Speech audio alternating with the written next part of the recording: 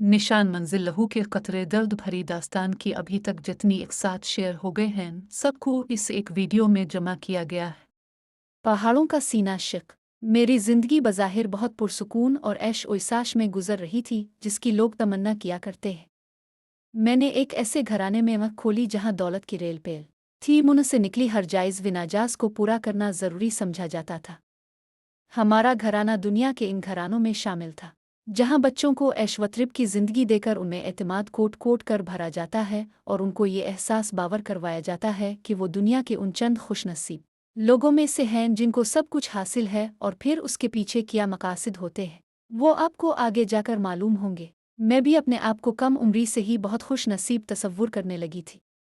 मेरे ख्वाब मेरी तरह की बाली उम्र की लड़कियों जैसे थे कि मुस्तकबिल में मुझे क्या बनना है और क्या क्या करना है। बेहतरीन ख़ानदान, बेहतरीन हल्का अहबाब, बेहतरीन स्कूल और प्रिशकवे ऊपर तायुश घर, सब कुछ मुयस्सर था।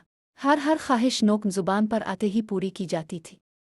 उन तमाम नेमतों के बावजूद अगर मैं किसी चीज़ से महरूम थी तो वो था दिल का सुकून। मैं अपने माँ बाप की आंखों का तारा और ख़ासकर अबू की सबसे चहीती और लाडली बेटी थी। भाई तीनों ही जान छिलकते थे। मेरा घर और बदन तमाम आसाइशों से भरा हुआ था, लेकिन अगर कुछ खाली था तो वो मेरा दिल था। मुझे बिल्कुल समझ नहीं आता था कि बज़ाहिर सब कुछ हाथ में होने के बावजूद मेरे दिल में सुकून क्यों नहीं है। जूं बड़ी होती गई ये एहसास बढ़ता गया और मैं सब आसाइशों और नेमतों के बावजूद उलझन में रहने लगी थी। जिस दिन मुझ पर अपने दिल का खालीपन आश्कार हुआ तो दुनिया मुझ पर तंग हो गई। वो नेमतें तंग हो गईं जो आँख खुलते ही मुझे मुयस्सर थीं, और वो सब गोया नाग बनकर मुझे डसने लगे। मेरी बेचैनी की इब्तिदा मेरी प्यारी बहन सबा की शहादत से शुरू हुई। हुआ कुछ यूं कि मैंने जिस घराने में आँख खोली वो एक ऐसा घराना था जो अपने आप को मुसलमान समझता था, लेकिन मुसलमान था नहीं। जी हाँ, मैंने एक कादियानी घराने में आँख खोली और वहीं अपना बचपन अपने दिल की वीरानी के साथ गुजारा। मैं बरमला कहती हूँ कि खुश नसीब हैं वो लड़कियाँ जिनके माँ बाप मुसलमान होते हैं और वो मुसलमान घराने में आँख खोलती है। उनको इस्लाम और ख़त्म नबुव्वत पर ईमान शुरू से नसीब होता है। उनको हक़ अपनाने के लिए कोई मेहनत, कोई जतन नहीं करने पड़ते। उनके अपने वालिदैन, उनके सगे, उनके चहीते बहन भाई इस बात पर उनकी जान के दर पे नहीं हो जाते कि वो हक़ के रास्ते को चुनना चाहती है जो हक़ता हर इंसान का पैदाइशी हक़ है। वो लड़कियाँ जिनको ये नेमत उज़्मा हासिल है, वो काबिल रश्क हैं। वो अगर इस बात पर फ़ख्र भी करें तो बेजाना होगा। मुझे ये नेमत कुन कुर्बानियों के बाद मिली है, और उन कुर्बानियों ने दिल को कैसे कैसे और कहाँ पारा पारा किया है। मैं बयान करने लगूं तो शायद पहाड़ों का सीना शक हो जाए। तलाश हक बताओ, तुम किसका साथ दोगे? उधर है शैतान, उधर खुदा है। मैंने एक कादियानी पेशवा और मुरब्बी के घर में आँख खोली थी, जहाँ पैसा की फरावानी और खुद एतमादी देकर औलाद को अगली नस्लों के पेशवा बनने के लिए तैयार किया जाता है। हमारे वालिदैन हमारी परवरिश इसी अंदाज में कर रहे थे। हम बचपन से निकलकर लड़कपन में दाखिल हुए तो सबसे पहले मेरी बहन सबा को हक की कशिश ने अपनी जानिब खींचना शुरू कर दिया। जो लोग पहले से हक पर हैं उनको शायद अंदाज़ा ना हो कि बातिल की जुल्मत क्या होती है, और उसके मुकाबले में हक की चमक और उसकी जाज़िबियत कैसे इंसान को अपनी जानिब खींचती है और क्या असर रखती है कि इसको पाने के बाद इंसान अपनी सबसे कीमती चीज़ मतांजान भी कुर्बान करने से दरेग नहीं करता है। हम 6 बहनें और 3 भाई थे। मेरे वालिद एक मरूफ कादियानी लीडर और मुरब्बी थे। 4 बहनें और 3 भाई मुझसे बड़े थे। तीनों भाई और 3 बड़ी बहनों की शादी हो चुकी थी। मुझसे 2 साल बड़ी सबा थी। मैं और सबा इस वक्त स्कूल में पढ़ते थे।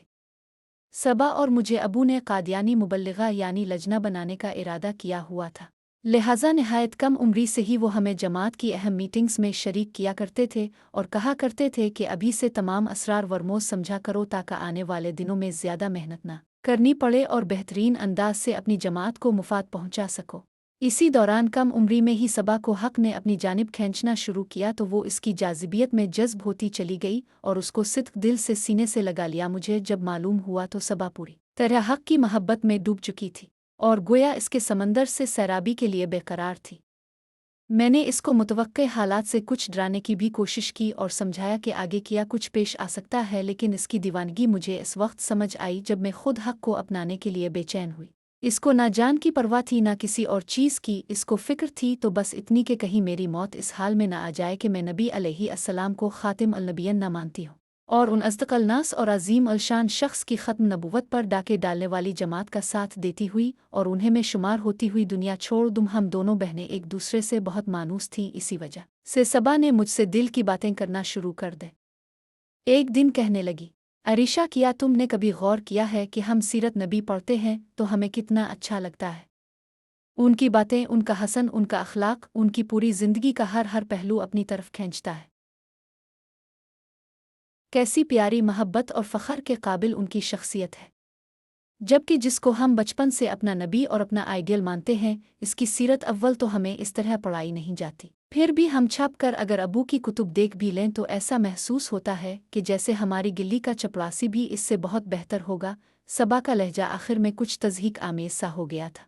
इस वक्त स्कूलों के निसाब में सीरत अल नबी दाखिल होती थी और मुसलमान और गैर मुस्लिम सब इसको निसाब के तौर पर पढ़ा करते थे, जिसका मुताला मुसलमानों के बच्चों को अपने नबी अलैहिस्सलाम की शख्सियत के बारे में जाने और गैर मुस्लिमों को उनकी ज़िंदगी का मुताला करके हक़ समझने में बहुत मुआविन हुआ करता था। मैंने गौर किया तो वाकई उसकी बात बिल्कुल सही थी, और सबसे बड़ी बात यह कि मुझे अपने सुकालिद नबी के लिए सबा के अल्फाज, लहजा और अंदाज और तज़हीक कुछ भी बुरा ना लगा, जबकि मैं वाक़यात सुन चुकी थी कि मुसलमान के सामने कोई उसके नबी का नाम ज़रा सी बेअदबी से भी ले ले तो वो इसकी जान ले भी सकता है और अपनी जान दे भी सकता है। यहाँ जान लेना देना दूर की बात, नागवारी का भी मुझे एहसास ना हुआ। बस यहीं से मेरी सोचों को एक रुख मिल गया और मेरे जहन ने ना चाहते हुए भी इस धारे पर सोचना शुरू कर दिया कि मेरा दिल अपने नबी के लिए वैसे जज्बात क्यों नहीं रखता। अरीशा, मैं अब इस वक्त तक सुकून से नहीं बैठ सकती जब तक हक व बातिल का फ़र्क ना समझ जाऊं और हक को पूरे दिल से कबूल न कर लूं। उस सबा ने मुझे गहरी सोचों से बाहर निकाला। क्या तुम नहीं जानती कि हमारे वालिद कौन हैं और वो हमसे क्या चाहते हैं? क्या वो हमें इस पर तहकीक करने देंगे कि क्या सच है और क्या झूठ है? मैंने कमज़ोर से लहजे में एक बोदा सा एतराज़ पेश किया, क्योंकि मैं इसको कायल करने से ज़्यादा खुद उसकी बातों से कायल हो चुकी थी। अरीशा और हस्सान, तुम्हारे लिए एक बहुत बड़ी खुशखबरी है, बूझो तो जाने। एक दिन सबा ने बहुत चहकते हुए मुझे और हस्सान को कहा। हस्सान हमारा भतीजा था और हम दोनों का, खुसूसन सबा का, बहुत ही लाडला था और बचपन से हमारे ही पास ज़्यादा रहता था।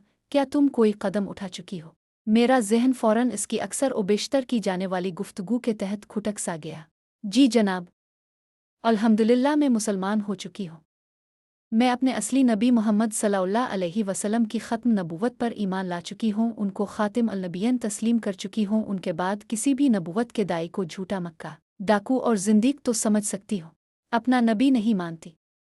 और इस झूठे पर ईमान लाने वालों को भी मैं सिद्क दिल से काफिर जानती हूँ, मानती हूँ और बिला झिझक कहती हूँ। सबा ने गोया पूरी तकरीर ही कर डाली। मैं आज तक भी इसका वो अंदाज और लहजा नहीं भूल सकती कि जब वो अपने इस्लाम की खबर दे रही थी, इसका चेहरा ऐसे चमक रहा था जैसे कि इसको हफ्त अकलीम की दौलत मिल गई हो। इसका बस नहीं चल रहा था कि चीख चीख कर पूरी दुनिया को अपने ईमान की खुशखबरी दे दे कि वो क्या चीज़ पा चुकी है, वो कुन लोगों में शुमार हो चुकी है और हकीकत में वो बरहक थी।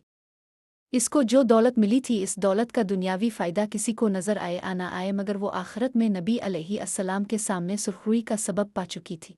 वो रोज़ महशर नबी अलैहिस्सलाम से मुँह छुपाने के बजाय उनके सामने जाकर उनसे मोहब्बतों का इजहार कर सकती थी, उनके सामने हौज़ कौसर से पिलाने की इल्तिजा कर सकती थी, उनकी नबुव्वत पर हमला करने वाले डाकुओं का साथ देने वाली बनकर जहन्नम में जाने बल्कि घसीट कर ले जाए जाने वालों का वो रास्ता तर्क कर चुकी थी। सबा, बहुत बहुत मुबारक हो, मगर इस बात को आखिर दम तक छुपा कर रखना। किसी को पता नहीं चलना चाहिए, क्योंकि हमारे अबू और भाई कैसे हैं ये सब जानते हैं। वो लाख हमसे मोहब्बत करते हैं, हम उनके लाडले चहीते हैं, लेकिन वो अपनी जमात की मुखालफत कभी बर्दाश्त नहीं कर सकते। इसलिए मेरी प्यारी बहन, कोशिश करो कि इस बात की खबर किसी को ना हो और ये बात छपी रहे। मैं नादान, हक से नाआशना, ये नहीं जानती थी कि हक की खुशबू मुश्क से भी ज़्यादा तेज़ होती है। वो मलती है तो छुपाए नहीं छाप सकती, फैलती है तो दूर दूर तक जाती है। हक की खुशबू को छुपाना या फैलने से रोकना किसी के बस की बात नहीं है। हक के लिए शायर की ये मसल बिल्कुल बरहक वबजा है।